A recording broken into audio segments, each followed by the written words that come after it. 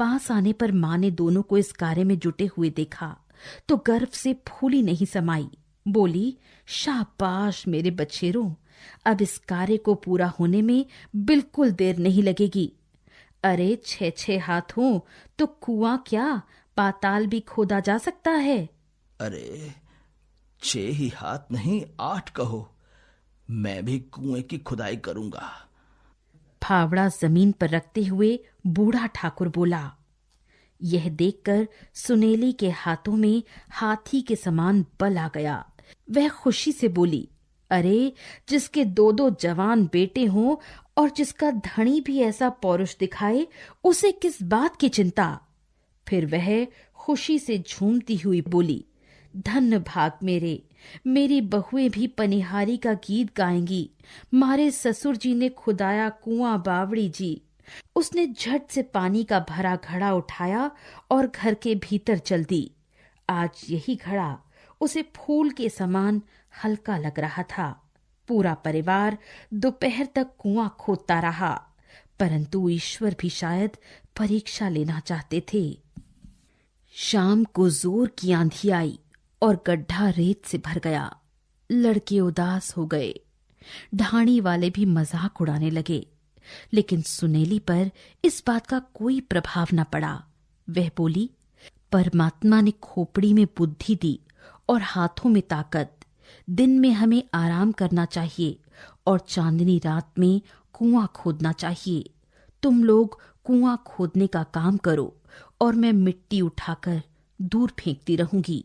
सुनेली की तरकीब सबको पसंद आई और वे पूरी तन्मयता से इस कार्य में जुट गए।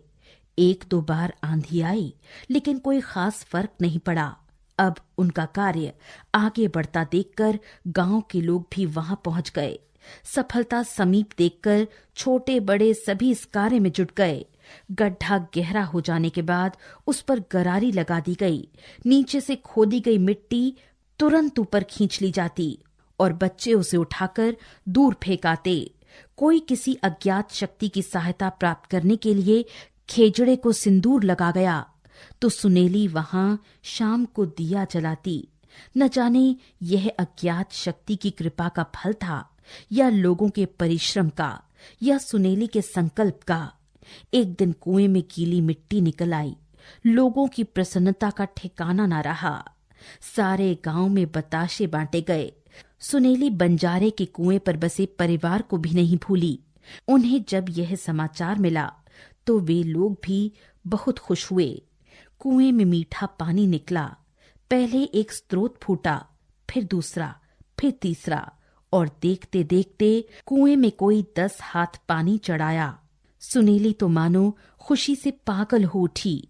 उसकी इच्छा हो रही थी कि वह पानी में कूद कूद कर मछली की तरह तैरे। वह चिल्ला उठी, बोलो नरसी की धाणी की जय। सबने उसका साथ दिया।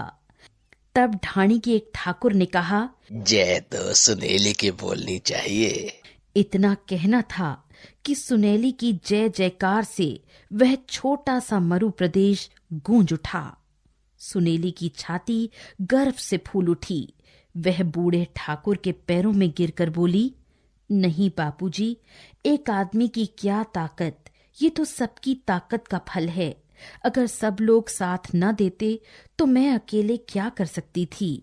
बूढ़ा बोला, बींदड़ी सा, ये आपकी ही हिम्मत है, नहीं तो ऊंदरे कब बिल नहीं खोदते थे और खेजड़े कहाँ नहीं उगते। 80 बरस तो मैंने इस ढाणी में काट दिए, अब तक किसी की अक्ल काम नहीं की कि यहाँ पानी निकल सकता है। बाद में वह कुआं पक्का बनवा दिया गया।